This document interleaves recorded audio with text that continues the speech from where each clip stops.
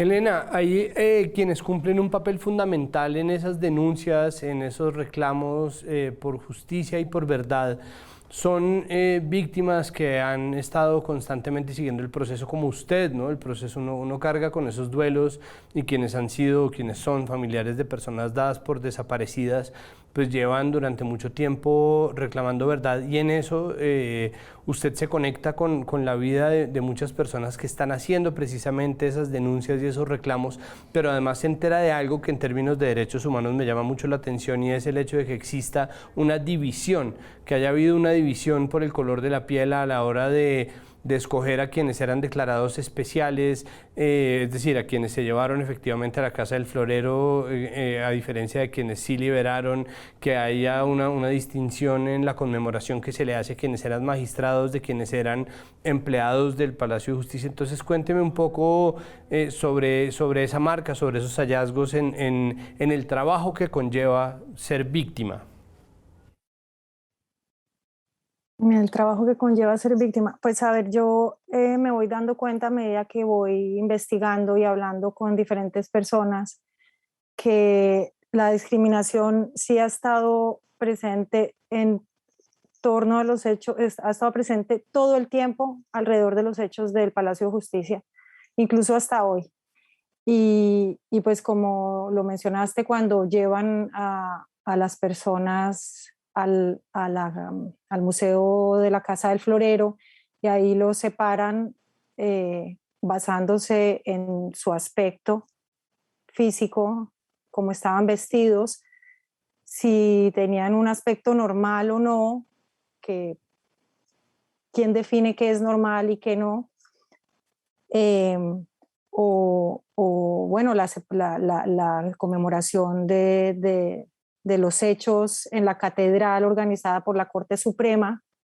a la que solamente invitaban a los familiares de los magistrados y a nadie más, que es inadmisible que se siguiera reproduciendo la injusticia de parte ahora de la Corte Suprema de Justicia y de la Iglesia, de los curas que daban esas misas, cómo era que aceptaban participar de eso y no hacían un llamado de atención. O sea, de los dos lados uno se da cuenta que todo está mal. Y los familiares de las personas desaparecidas hacían su misa por otro lado. Después, si ves hoy las paredes del nuevo Palacio de Justicia, están las fotos de los magistrados, nada más, y ahora las de las personas que fueron desaparecidos, pero porque sus familiares insistieron, pero ya está. O sea, el resto de las demás personas que fueron muertas ahí son invisibles, no las recordamos, no las nombramos. Y entonces, pues, para mí darme cuenta de todo esto sí fue muy, muy impactante y me generó mucha indignación, y es el reflejo de lo que es Colombia también. Yo estoy segura que muchos de los familiares, por ejemplo, de los magistrados que asistían a esas misas, yo creo que ni siquiera, que es como un automatismo ya, que ni siquiera reflexionamos sobre lo que estamos haciendo, lo que implica participar solo un grupito que pertenece a una clase social y excluir a los otros. Es como que así es, y así ha sido, y así va a seguir siendo. Y es hora de que reflexionemos esto, y los hechos del Palacio de Justicia, pues tienen todo lo que no debería ser en Colombia. Tienen discriminación, tienen violencia estatal, tienen negacionismo, tienen, bueno, una serie de cosas que no nos va a dar el tiempo para abordar acá, pero sí, este aspecto de la discriminación fue muy, muy fuerte, y yo también a mí pues me tocó mucho darme cuenta que, bueno, que mi papá, pues por ser joven, por ser moreno, mestizo, era algo que incluso en el último momento de su vida iba en contra de él. Y,